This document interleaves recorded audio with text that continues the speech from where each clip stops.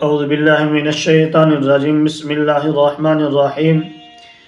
الحمدللہ، ماہ مقدس رمضان المبارک کا چاند نظر آنے والا ہے، تو میں نے سوچا کہ آج آپ کو ماہ مقدس کے چاند کے نظر آنے کی دعا بتا دوں، جو کہ نبی علیہ الصلوۃ والسلام اسلامی مہینوں میں سے جس مہینے کا چاند نظر آتا تو نبی علیہ الصلوۃ والسلام یہ دعا پڑھا کرتے تھے۔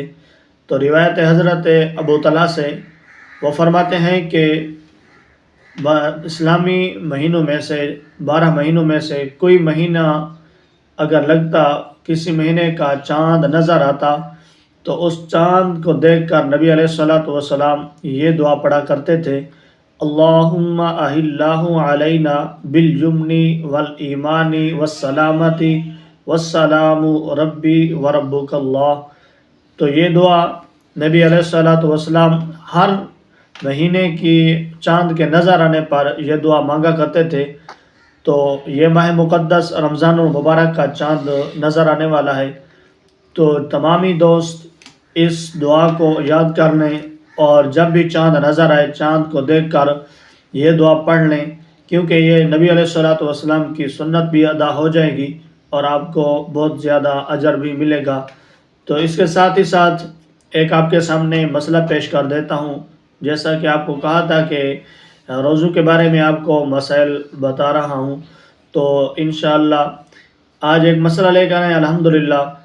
تو مسئلہ یہ ہے، اس کو فتاوی عالمگیری جلد نمبر 1 کے اندر ذکر کیا گیا ہے کہ اگر کسی شخص کے حلق کے اندر کوئی مکھی چلی جائے، کسی کے حلق کے اندر اگر مکھی چلی جائے تو اس کا روزہ ٹوٹتا ہے یا نہیں؟ تو فتاوی عالمگیری جلد نمبر 1 کے اندر مصنف علیہ رحمہ لکھتے ہیں کہ اگر کسی شخص کے حلق میں مکھی چلی جاتی ہے تو اس کے مکھی کے جانے سے اس کا روزہ نہیں ٹوٹتا۔ اگر اس نے جان بوجھ کر ارادتاً اس نے اگر مکھی کو نگلا تو پھر اس کا روزہ ٹوٹ جائے گا، وگرنہ بھولے سے یا ایسے بے بس ہو کر مکھی چلی جاتی ہے منہ کے اندر تو اس سے روزہ نہیں ٹوٹتا۔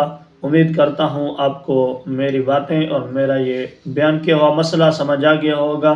ملتے ہیں اگلے مسئلے کے ساتھ، اگلی ویڈیو کے ساتھ۔ السلام علیکم ورحمۃ اللہ وبرکاتہ۔ اسلام اینڈ پاکستان زندہ باد۔